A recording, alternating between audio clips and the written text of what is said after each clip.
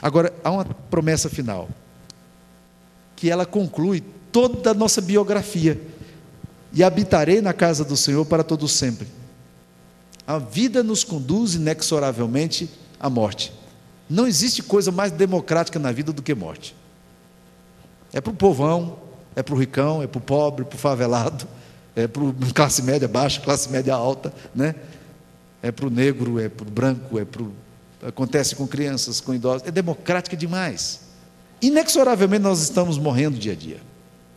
Mas o texto aqui nos diz que nós não precisamos morrer, ou envelhecer, ou caminharmos na vida com pavor da morte. Aliás, a Bíblia diz que Jesus veio nos livrar do pavor da morte, porque o texto aqui diz que ao atravessarmos a morte, nós não estaremos sozinhos, porque o texto fala: habitarei na casa do Senhor para todo sempre. Está dizendo assim: olha, quando isso tudo aqui acabar, eu simplesmente vou passar desse lugar aqui para o outro. É uma mera transição. Eu vou dormir num lugar e vou acordar com outro. A vida não é ponto, a morte não é um ponto final nosso. A morte é uma reticência, né? A vida vai continuar, a vida está continuando. Para o que crê no pastor de ovelhas, como esse Deus que é o nosso pastor, para aquele que crê que Yahvé é o pastor, a morte não é um ponto final. A morte não é uma experiência trágica. A vida continua depois da morte. E ele diz: eu vou habitar na casa do Senhor para todo sempre. Agora, veja só, o texto começa dizendo: o Senhor é meu pastor. Tudo é importante aqui. Deus é seu pastor? Yahvé é o seu pastor? Ou você está procurando outra pessoa para te pastorear? Quem é que é o seu pastor? Em quem estão depositadas suas frustrações, medos, angústias, solidão? Onde? Quem é que está cuidando de você? Você tem pastor? Quem experimenta o cuidado de Deus, quem aprende a depositar nesse Deus, aprende a viver dessa forma tão maravilhosa. Quem é o seu pastor? O que muda aqui, meus queridos irmãos, não são as circunstâncias. Gente que tem pastor e gente que não tem pastor vai passar por tudo isso aqui. Isso aqui vai acontecer com quem crê e com quem não crê. A Bíblia diz que Deus manda sol sobre justos e sobre injustos. É a graça comum dele. Deus faz isso. A diferença não é o que vem sobre nós. A diferença é que alguns têm pastores, ou têm um pastor, e outros não têm pastor. A morte e a velhice chegam para todos, mas para alguns chegam acompanhado com um pastor. As crises surgem para ambos: confusão, perplexidade, ameaças, oposições, dificuldade. Um tem pastor, outro não tem. O que faz diferença aqui não é a circunstância. O que faz diferença aqui não é o que está acontecendo no dia a dia. O que faz diferença aqui não é se você tem mais ou se você tem menos. A diferença aqui é se você tem o essencial. Qual é o essencial aqui?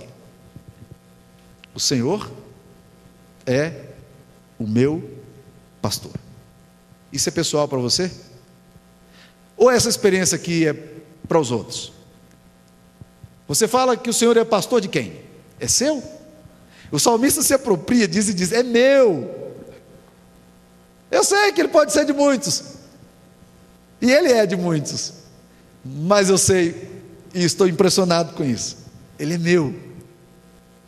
E nessa hora aqui, de uma forma muito pessoal, intransferível, ele diz: eu me aproprio dessa verdade e vivo nessa verdade. Por quê? Porque o Senhor é o meu pastor.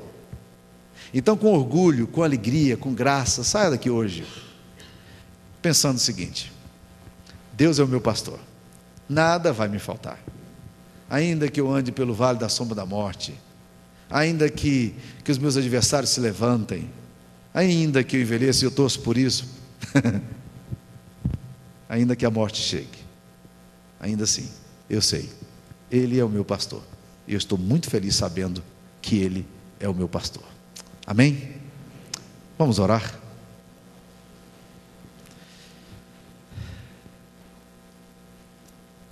Deus, é por sabermos quem Tu és e sabermos qual a disposição do Teu coração em relação a um rebanho frágil, fragmentado, desorientado tantas vezes, confuso tantas vezes, indefeso, é por sabermos que o Senhor é o nosso pastor que nós celebramos a vida, Pai.